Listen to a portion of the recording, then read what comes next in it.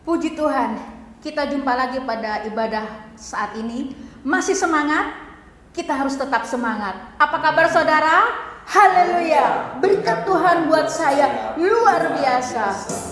Haleluya, puji Tuhan. Kita akan naikkan pujian Hanya Yesus Jawabanku. Amin Yesus.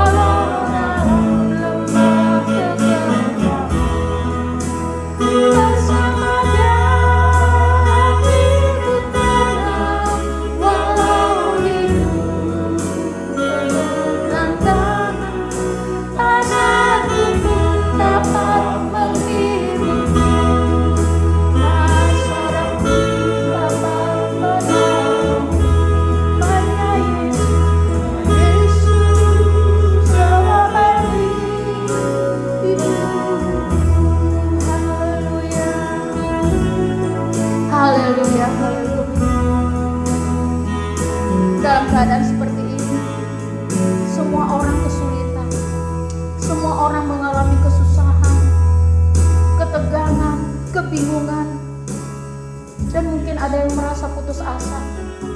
Tapi yakin dan percayalah di dalam Yesus, dan saat kita menyerahkan diri kita sepenuhnya pada Tuhan Yesus Kristus, Tuhan tidak akan tinggal diam, dan Tuhan pasti, dan ingatlah, Tuhan pasti menolong kita. Terima kasih Tuhan, terima kasih Tuhan. Kami mengundang Engkau pada ibadah pada saat ini Tuhan. Engkau mau urapi setiap kami yang melayani Engkau, dan Engkau juga mau mengurapi setiap pribadi yang mengikuti, yang mendengarkan ibadah ini Tuhan. Roh-Mu bekerja bagi kami semua. Terima kasih Tuhan, kami akan memperoleh berkat yang luar biasa yang daripada Engkau melalui ibadah pada saat ini. Terima kasih Tuhan, kami siap memulai ibadah ini hanya di dalam nama Tuhan Yesus Kristus. Haleluya, amin. Puji Tuhan saudara, tidak ada yang mustahil bagi Tuhan. Semua pasti terjadi sesuai dengan rancangan Tuhan, dan rancangan Tuhan itu baik. Berbahagialah orang yang takut padamu. Amin.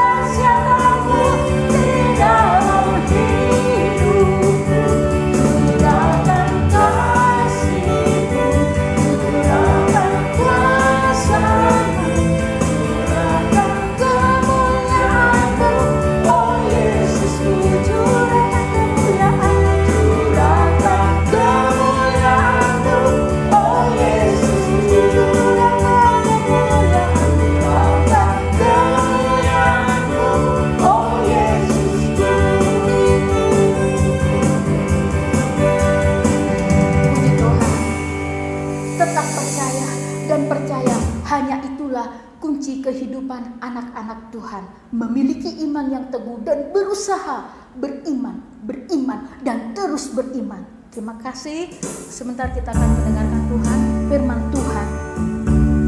Kita akan naikkan pujian, ku tahu Tuhan pasti buka jalan.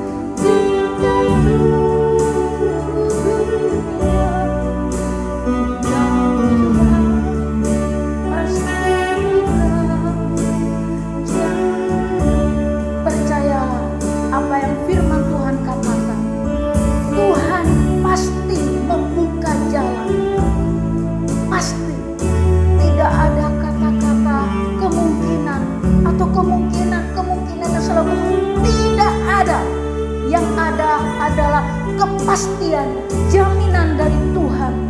Pasti, ingat itu, dan pasti Tuhan pasti membuka jalan apapun keadaan kita. Saat kita benar-benar apa kata Tuhan, saat kita benar-benar mau merendahkan diri di hadapan Tuhan dan berserah diri sepenuhnya kepada Tuhan. Amin. Ku tahu Tuhan pasti buka jalan. Amin. Ku tahu Tuhan pasti buka jalan.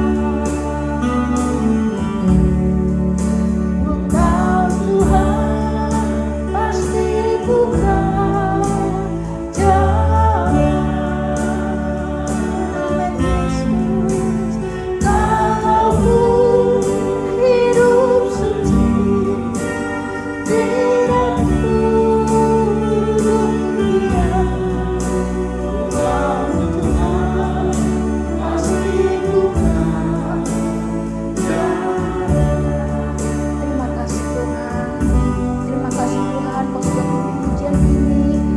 Hingga pertengahan.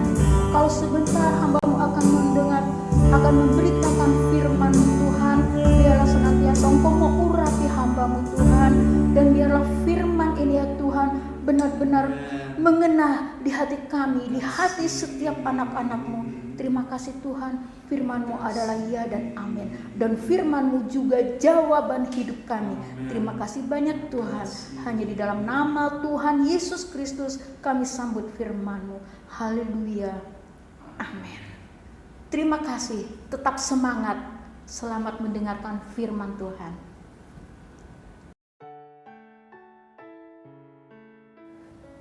Shalom, selamat bertemu kembali jemaat yang diberkati oleh Tuhan Yesus Kristus. Pada saat ini mari siapkan hati kita untuk kembali belajar bersama, bertumbuh bersama, memahami bersama, dan dikuatkan di dalam kebenaran firman Allah. Dengan tema pada malam hari ini yaitu ketika Allah seolah-olah berdiam diri. Saudara sekalian, saya membaca sebuah artikel mengenai kebiasaan salah satu suku di Afrika ketika seorang anak mulai beranjak besar dan untuk diterima dalam komunitas sebagai orang dewasa, maka anak ini harus menjalani satu proses boleh dikatakan adat atau tradisi kebiasaan masyarakat di suku ini di Afrika. Sang anak dibawa oleh orang tuanya ke sebuah hutan. Kemudian di hutan itu sang anak diikat pada sebuah pohon. Diikat pada sebuah pohon dan tentu saja dengan ikatan yang kuat agar anak ini tidak bisa meloloskan diri dari ikatan tersebut. Dan ditinggalkanlah anak ini. Orang tuanya pulang kembali ke kota. Dan anak ini harus menjalani semalaman sendirian di hutan itu. Tentu ini sesuatu yang sangat menakutkan, bukan? Ketika kita berada di satu tempat yang asing, itu pun kita merasa tidak nyaman. Apalagi ketika berada di hutan. Dan apalagi bagi seorang anak yang katakanlah masih begitu sangat muda dan akan baru saja berpindah dari masa kanak-kanak ke remaja pemuda. Tentu ini sesuatu yang sangat menakutkan bagi dia. Tapi itu harus wajib untuk dijalani dan dilewati. Singkat cerita, malam pun berjalan, bergulir, matahari terbenam dan suasana mulai gelap. Dan anak ini dengan ketakutan apapun yang terjadi, anak itu sendirian di hutan. Dan sampai kemudian dia mulai mendengar suara binatang buas, mendengar desisan ular, mendengar auman binatang-binatang yang sangat mengerikan. Dia digigit oleh nyamuk, serangga, atau binatang apapun yang kecil yang bisa menghinggapi kulitnya, menghisap darahnya. Begitu menderita, menyakitkan dan menakutkan. Dan saya berpikir bahwa anak ini tentu menangis sepanjang malam. Dia tidak bisa tidur. Dan kemudian pagi matahari terbit. Tiba-tiba anak ini mendengar suara dari belakangnya. Engkau lulus. Engkau hebat. Ayah bangga kepadamu. Dan muncullah wajah sang ayah dari balik pohon. Anak ini menangis, dia tidak bisa berkata apapun juga. Tapi kemudian sang ayah memeluk dia. Dan kemudian membawa sang anak pulang ke komunitasnya. Dia dinyatakan lulus dan dapat diterima sebagai seorang yang sudah bisa bertanggung jawab atas dirinya sendiri. Tetapi ketika ditanyakan kepada anak ini bagaimana perasaanmu, dia berkata, saya begitu takut. Karena saya tahu bahwa ayah sudah pulang meninggalkan saya sendiri. Saya takut bagaimana kalau muncul binatang buas dan kemudian menyerang, membunuh saya, memakan saya. Tetapi itu hanya sebatas ketakutan. Karena sebenarnya ada skenario yang lain. Tidak cocok dengan apa yang ada dalam benak pikiran si anak. Itu jauh berbeda dengan skenario yang disusun oleh sang ayah. Saudaraku, satu ilustrasi yang sederhana, tapi membawa kita untuk kembali merenungkan tentang penyertaan Allah di dalam kehidupan kita. Kadang-kadang ketika kita menghadapi situasi yang sulit, situasi yang begitu sukar, dan kita berpikir bahwa kita sendiri, seolah-olah Allah berdiam diri. Tapi sebenarnya rancangan rencana Allah, konsep Allah begitu jauh berbeda dengan apa yang kita pikirkan, yang kita duga. Saudaraku, mari saya mengajak kita untuk membaca dalam Injil Markus pasal 6 ayat yang ke-45 sampai ayat yang ke-50. Markus 6 ayat 45 sampai 50. Sesudah itu Yesus segera memerintahkan murid-muridnya naik ke perahu dan berangkat lebih dulu ke seberang ke Betsaida. Sementara itu ia menyuruh orang banyak pulang. Setelah ia berpisah dari mereka, ia pergi ke bukit untuk berdoa. Ketika hari sudah malam, perahu itu sudah di tengah danau. Yesus tinggal sendirian di darat. Ketika ia melihat betapa payahnya mereka mendayung karena angin sakal, maka kira-kira jam 3 malam ia datang kepada mereka berjalan di atas air dan ia hendak melewati mereka. Ketika mereka melihat dia berjalan di atas air, mereka mengira bahwa ia adalah hantu. Lalu mereka berteriak-teriak sebab mereka semua melihat dia dan mereka pun sangat terkejut. Tetapi segera ia berkata kepada mereka, "Tenanglah, aku ini, jangan takut." Lalu ia naik ke perahu mendapatkan mereka dan angin pun redalah. Mereka sangat tercengang dan bingung. Saudaraku, murid-murid sedang berada dalam perahu yang ditimpa angin sakal. Angin sakal yaitu angin yang bertiup dari arah depan berlawanan dengan arah dari satu benda. Dan ini begitu menghalangi pergerakan. Begitu menghalangi pergerakan dari objek apapun yang diterpa oleh headwind ini, oleh angin yang datang dari depan, yang disebut angin sakal.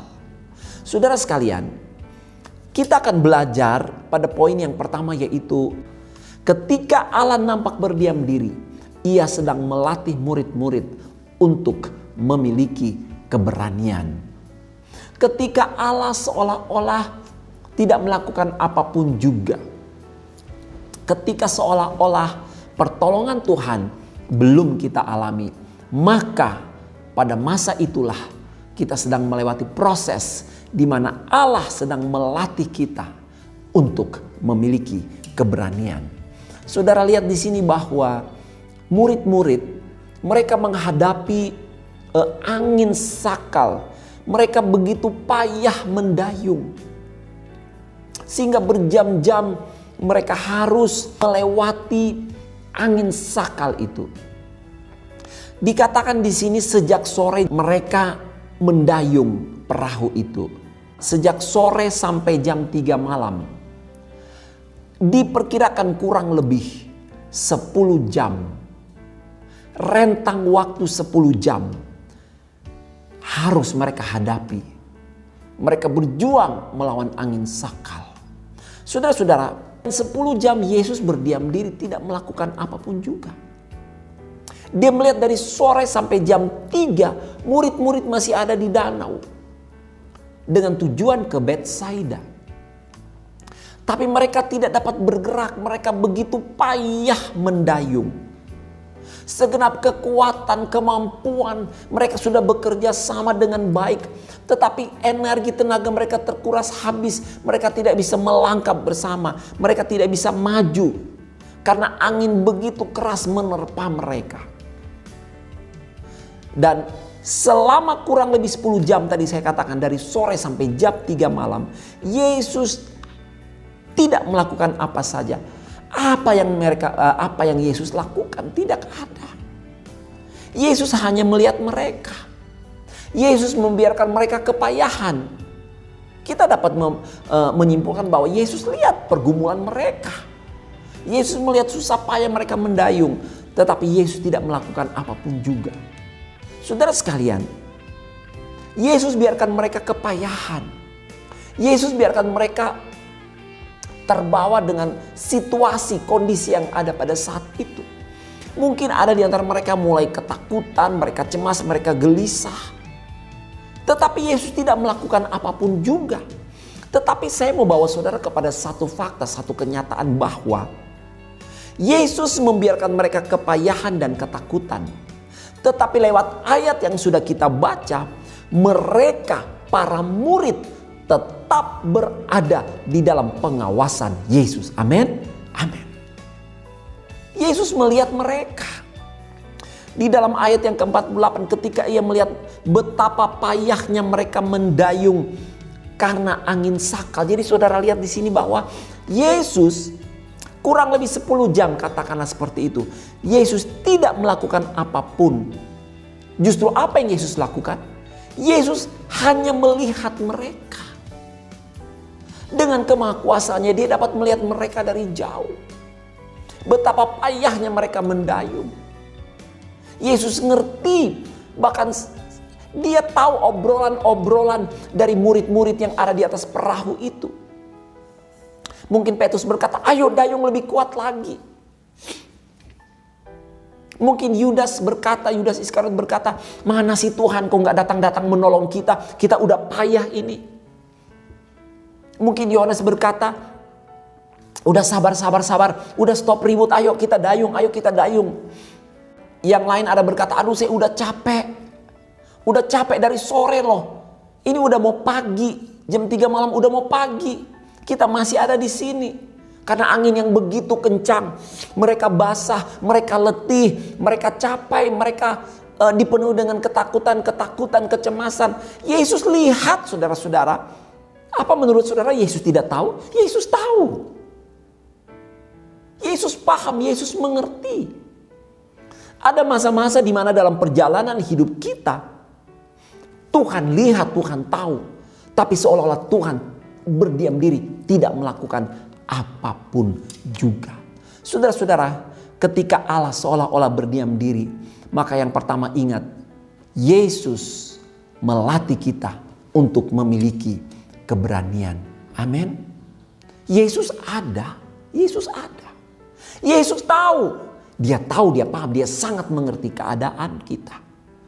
Tapi Yesus sepertinya berdiam diri. Mengapa? Dia mengizinkan pengalaman menakutkan kita alami. Agar kita menjadi anak-anak Allah yang memiliki keberanian di dalam Dia. Amin. Saudaraku jemaat yang dikasihi oleh Tuhan Yesus Kristus. Jadi jelas bahwa Yesus izinkan mereka alami kesulitan sebelum Dia datang untuk menolong mereka. Yesus izinkan mereka alami angin sakal. Mudah bagi Yesus bukan? Untuk meneduhkan angin itu.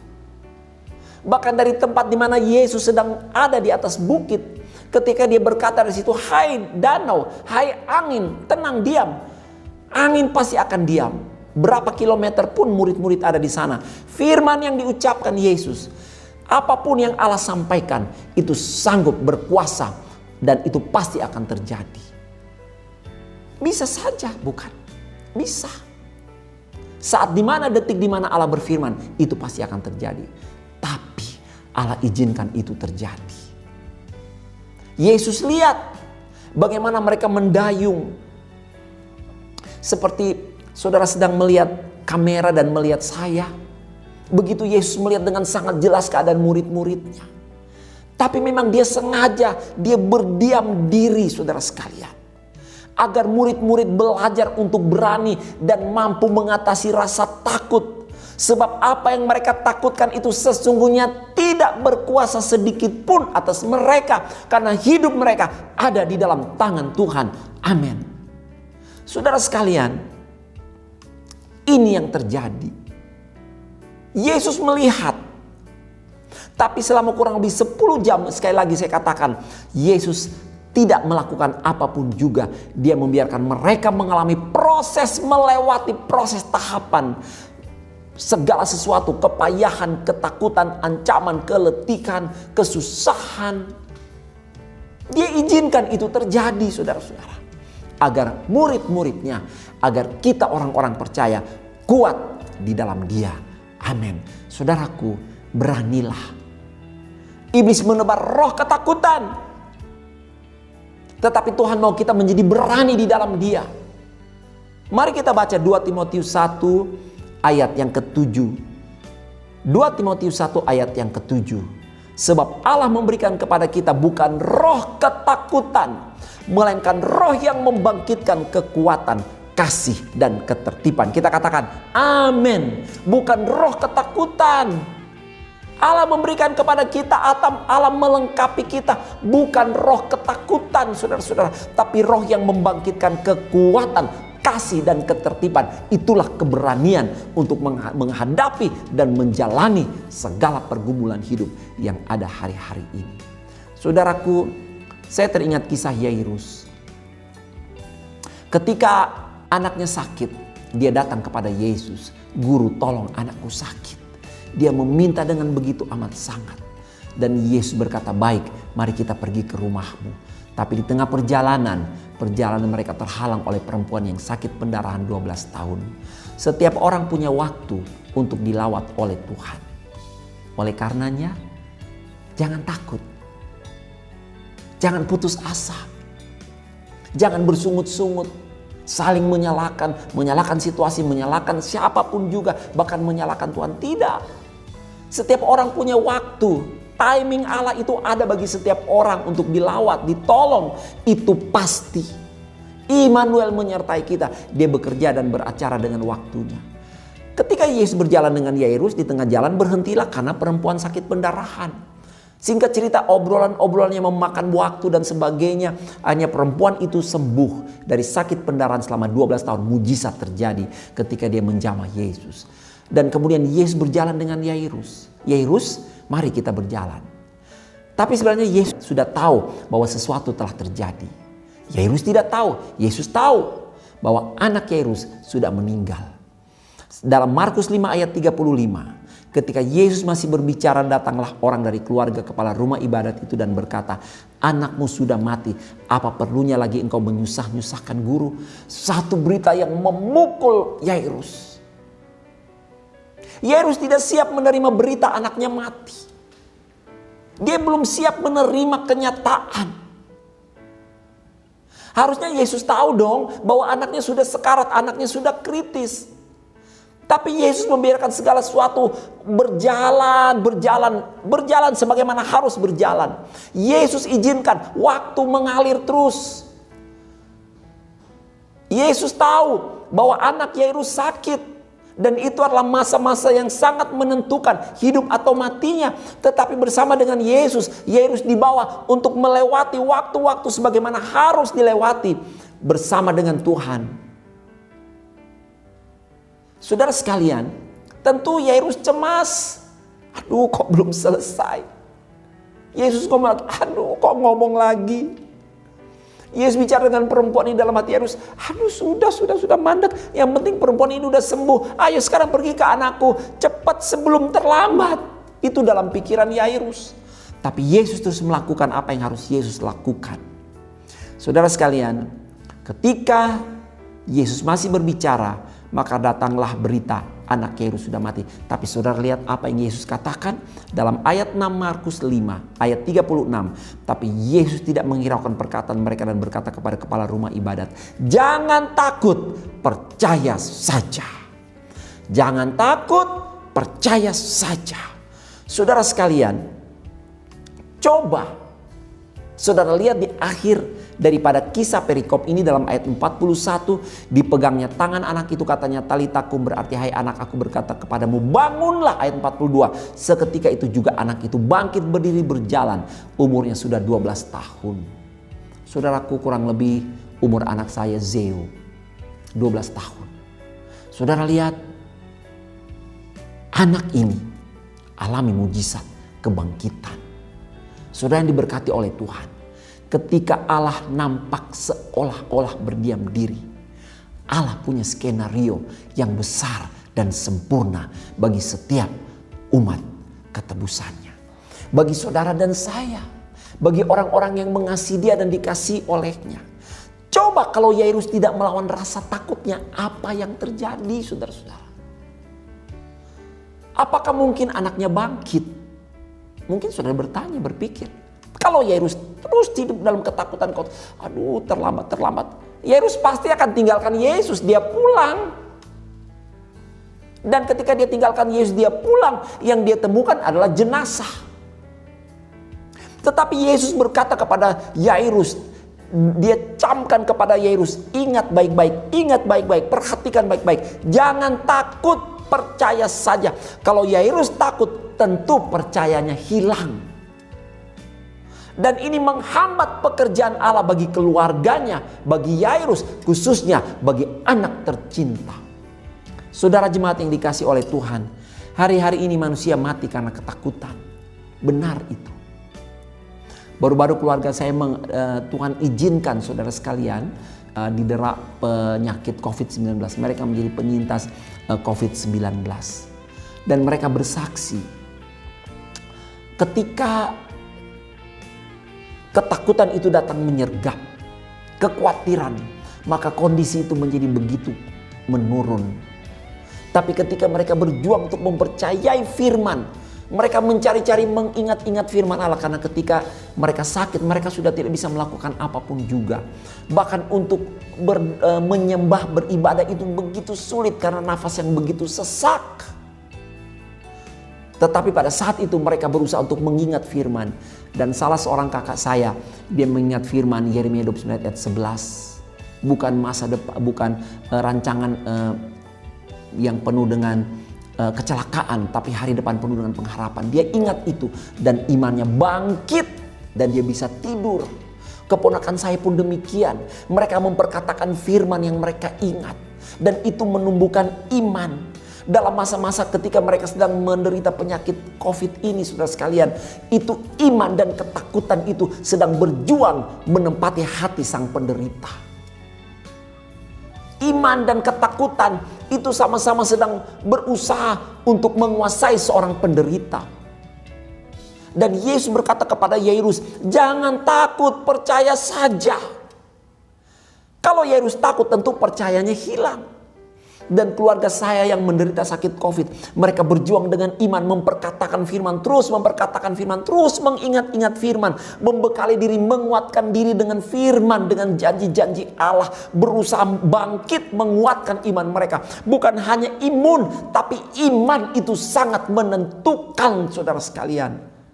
Dan ketika iman mereka itu muncul, bertumbuh, iman mereka meningkat dan mereka alami kesembuhan. Amin. Saudaraku, hari-hari ini manusia mati karena ketakutan. Lukas 21 ayat 26, orang akan mati ketakutan karena kecemasan. Karena kecemasan orang mati ketakutan. Perhatikan baik-baik. Firman Allah sudah ingatkan. Jangan saudara masuk dalam golongan orang yang memelihara kecemasan. Yang memelihara ketakutan. Yang kemudian mengizinkan ketakutan, kecemasan itu. Kemudian menghancurkan hidup kita. Mengakhiri hidup kita. Orang akan mati ketakutan. Karena kecemasan berhubung dengan segala apa yang menimpa bumi ini. Sebab kuasa-kuasa langit akan goncang. Saudara perhatikan. Mari hidup dengan iman. Ketika Allah berdiam diri, seolah-olah berdiam diri, dia sedang mengizinkan kita alami masalah untuk membuat kita berani dan kuat di dalam dia. Bukankah Roma ayat 15 berkata, sebab kamu tidak menerima roh perbudakan yang membuat kamu menjadi takut lagi, tapi kamu telah menerima roh yang menjadikan kamu anak Allah. Oleh roh itu kita berseru, ya Aba, ya Bapa. Saudara, percayalah masih ada mujizat. Amin. Amin. Segala puji bagi nama Tuhan. Kita akan kembali belajar pada waktu-waktu berikutnya. Ketika Allah seolah-olah berdiam diri. Maka yang pertama, Allah mengizinkan kita mengalami masalah, kesulitan, tantangan, ketakutan, bahkan sakit penyakit. Supaya kita belajar berani di dalam Dia. Karena ada roh Allah yang menyertai kita. Dan mujizat pasti terjadi. Dan pada kesempatan berikutnya kita akan belajar kembali kebenaran firman Allah. Ketika Allah seolah-olah sedang berdiam diri, apa yang sebenarnya sedang Allah lakukan. Saudaraku, mari tundukkan kepala, kita masuk di dalam doa. Bersyukur Tuhan tidak pernah tinggalkan kita. Mari kita berdoa. Terima kasih buat kebenaran firman. Kami percaya ketika Tuhan izinkan pergumulan masalah dalam pekerjaan, pendidikan, kesehatan, rumah tangga, dalam pergumulan ekonomi kita. Bahkan ketika Engkau mengizinkan kami mengalami segala macam kesusahan air mata yang sedang kami alami hari-hari ini. Tuhan Yesus, kami tahu Engkau sebenarnya ada bersama dengan kami. Seperti ketika murid-murid menghadapi angin sakal. Seperti seolah-olah ketika Engkau hanya berdiam diri. Namun Engkau berjalan di atas air menjumpai mereka. Engkau menyatakan mujizat kekuasaan-Mu. Bahkan ketika Engkau naik ke perahu di mana murid-murid berada. Firman Allah, firman-Mu berkata, seketika itu juga danau menjadi tenang. Dan angin menjadi tenang. Ya Tuhan Allah yang kami sembah dalam nama Yesus. Terima kasih buat firman-Mu pada saat ini. Kami mau tanamkan itu di dalam hati kami. Apapun yang terjadi, masalah, tantangan, ancaman, seberat, sesulit apapun, Tuhan tolong kami agar kami tetap memiliki roh yang kuat. Kami tetap belajar beriman, percaya kepada Tuhan. Karena dengan iman kami pasti melihat kemuliaan Allah. Kami menyerahkan roh, jiwa, tubuh kami ke dalam tangan Tuhan. Kami menyerahkan keluarga kami, istri, suami, anak-anak, orang tua, bahkan kami menyerahkan seluruh hidup kami ke dalam tangan-Mu Bapa Sorgawi. Karena kami tahu di dalam Engkau kami aman, terlindung, ditolong. Kami pasti akan melihat keselamatan, keluputan yang datang dari Tuhan. Seberapa yang sakit, penyakit apapun, Tuhan lalukan, Tuhan jauhkan, bahkan Tuhan jamah, sembuhkan di dalam nama Yesus.